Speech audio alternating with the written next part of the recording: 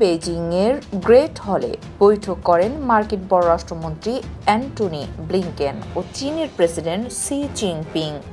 মার্কিন পররাষ্ট্রমন্ত্রী অ্যান্টনি ব্লিংকেনকে চীনের প্রেসিডেন্ট শি জিনপিং বলেছেন, যুক্তরাষ্ট্র ও চীনের অংশীদার হওয়া উচিত, শত্রু নয়।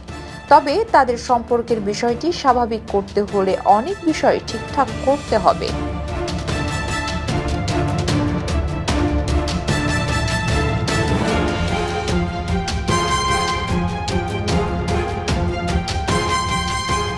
মার্কিন পররাষ্ট্রমন্ত্রীর বেইজিং সফরের দ্বিতীয় দিনে শি ও ব্লিংকেনের বৈঠক অনুষ্ঠিত হয়। সেখানে এই মন্তব্য করেন তিনি। ওই বৈঠকে মার্কিন কর্মকর্তারা চীনের সঙ্গে রাশিয়া, তাইওয়ান ও বাণিজ্য নিয়ে নানা পার্থক্যের বিষয়টি তুলে ধরেন। বেইজিংয়ের গ্রেট হলে অনুষ্ঠিত বৈঠকে শি বলেন, গত বছর মার্কিন প্রেসিডেন্ট জো বাইডেনের সঙ্গে সাক্ষাতের পর দুই দেশ সম্পর্ক স্বাভাবিক করার ক্ষেত্রে কিছু ইতিবাচক অগ্রগতি অর্জন করেছে।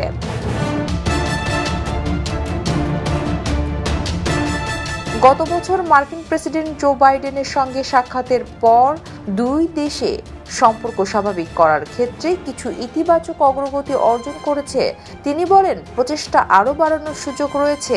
চীনের রাষ্ট্রীয় গণমাধ্যম সিসিটিভি এ কথা জানায়। চীনের প্রেসিডেন্ট বলেন, আমরা আশা করছি চীনের উন্নয়নের ক্ষেত্রে যুক্তরাষ্ট্র আরও ইতিবাচক দৃষ্টিভঙ্গি দেখাবে। যখন এই মৌলিক সমস্যার সমাধান হবে, তখন সম্পর্ক আরও টেকসই, উন্নত ও অগ্রগামী হবে।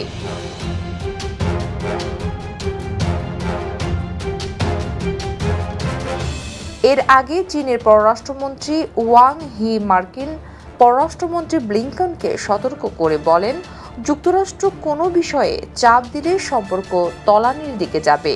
যুক্তরাষ্ট্রের পক্ষ থেকে অভিযোগ করা হয়, ইউক্রেন যুদ্ধে রাশিয়াকে বিভিন্নভাবে সহায়তা দিয়ে যাচ্ছে বেইজিং।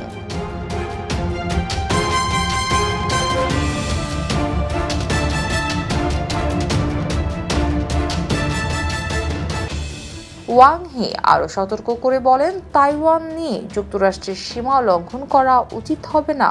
ব্লিংকেনের পক্ষ থেকে বলা হয়েছে, তিনি চীনের পররাষ্ট্রমন্ত্রীর সঙ্গে 5.5 ঘন্টার বৈঠক করেছেন। তাদের আলোচনা নিবিড় ও গঠনমূলক ছিল।